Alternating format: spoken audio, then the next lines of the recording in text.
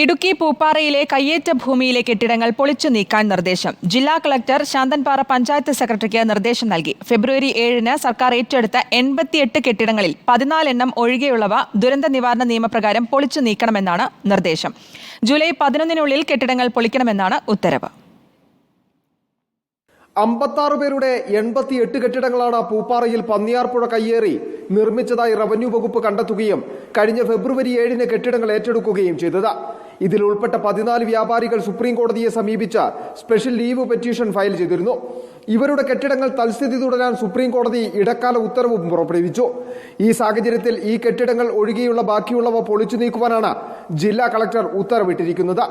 പുഴ പുറമ്പോക്ക് ഭൂമിയിലെ 39 കെട്ടിടങ്ങൾ, 46 കടകൾ, 3 ആരാധനാലയങ്ങൾ എന്നിവയാണ് സർക്കാർ ഏറ്റെടുത്തത്.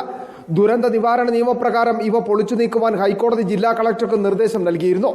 ഇതിന്റെ അടിസ്ഥാനത്തിലാണ് കെട്ടിടങ്ങൾ പൊളിച്ചു നീക്കാൻ ജില്ലാ കളക്ടർ ഉത്തരവിട്ടത്.